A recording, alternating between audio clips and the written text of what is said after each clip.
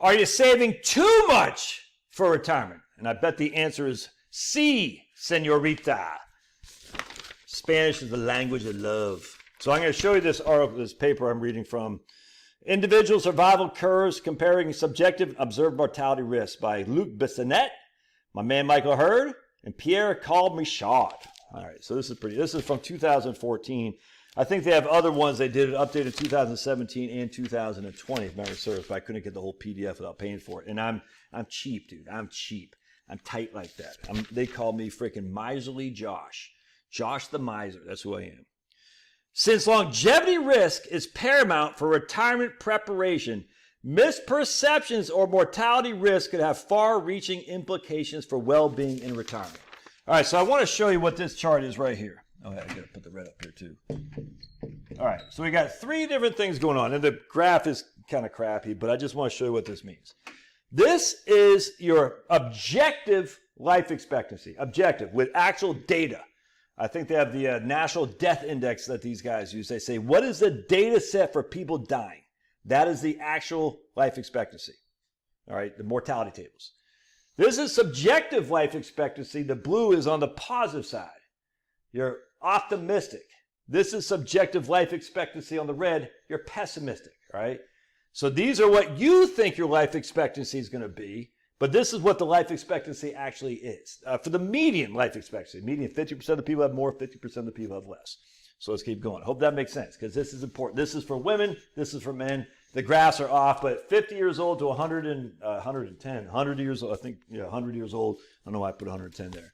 But we're not talking about young kids. We're talking about people over 50 years old. All right, let's keep going because it's pretty interesting.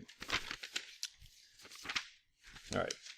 We find that men, blacks, and more educated, plus younger people, and even smokers, have a higher subjective survival, higher subjective life expectancy than is actually observed, or the objective life expectancy. They're more optimistic. Hispanic respondents appear to have lower subjective life expectancies. They are more pessimistic. All right?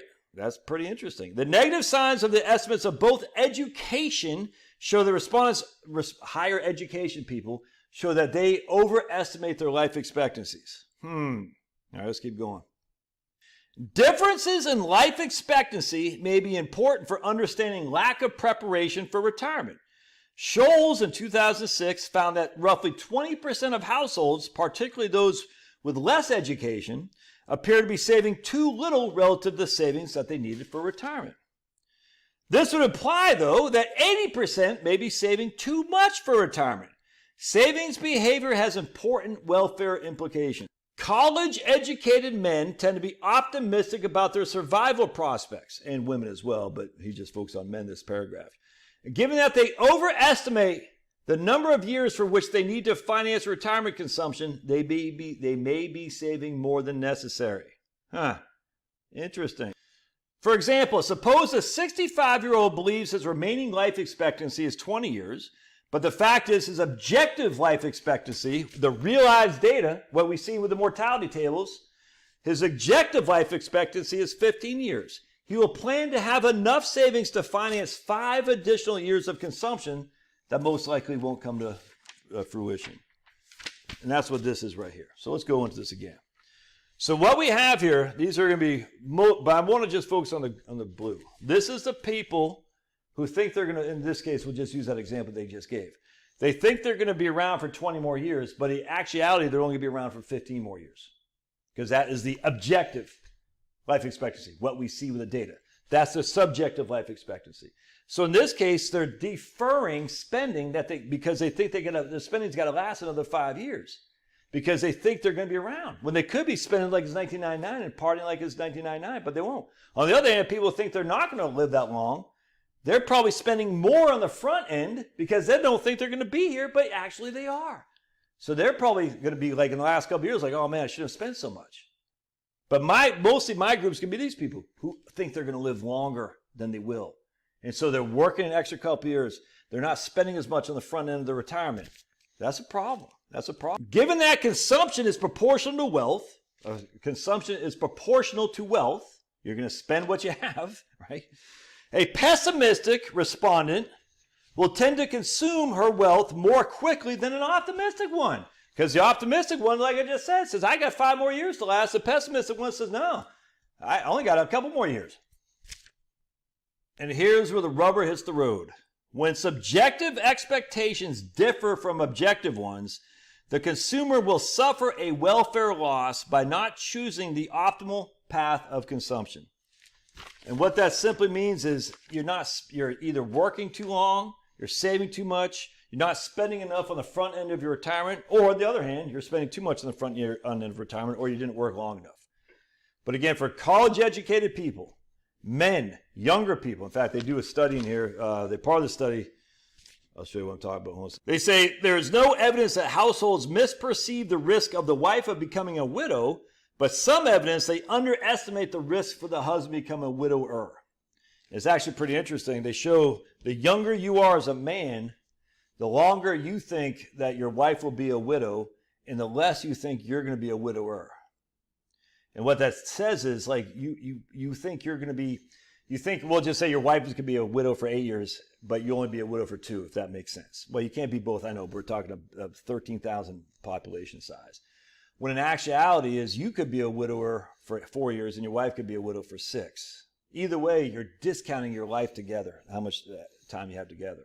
On the other hand, the older people who are older men, they say, my wife, they're basically spot on in terms of their widow, they're being a widow or a widower, if that makes sense. But the younger people think their wives are going to be widows for longer than they actually are, and that they will be a widower for a lot less time. But they also attribute that they're not going to be together as long as they will be. Very interesting. Anyway, the point on this is just to simply say, like these people I was talking to today, man, they're freaking crushing from a southern state, and they're not having kids. They're just kicking ass and taking names. And he didn't have a crappy old job. You know what I'm saying? He's like, yeah, I like my job, but I like doing other things better, but I'm not miserable. She wasn't as all that inclined for a job. I said, so I told her, you just need to hang up your boots, dude. You know what I'm saying? And I said, hang up your boots, hang up your boots, hang up your boots. The kids today couldn't last one song in the pits we had back then. Who sang that song? Hang up your boots. The kids today couldn't last one song in the pits we had back then. I said, just hang up your boots. You're wasting time, because they're in the late 50s. They're healthy as freaking oxes. Are oxes actually healthy? I don't know. Question. But anyway, they're healthy, but they don't have kids, so they got other things they want to do, charitable inclinations and whatnot. I said, every day is another day that you don't have for tomorrow, and they have the financial resources. They're voluntarily employed. I said, we're good. You're good. And they go, really? I said, yeah, dude. Again, that doesn't mean you have to quit. But if you have other desires on things that are more important to you, you don't have time to waste. You know what I'm saying? Because, they have 90 years old. There's a life expectancy. That may or may not come to fruition, but they're both college educated. And so the question is, are we overestimating their life expectancy relative to actual data? And the actual data for people in their basically a couple of 60 years old is not life expectancy of 90 years old. It's not. As such, we're saying you can hang it up.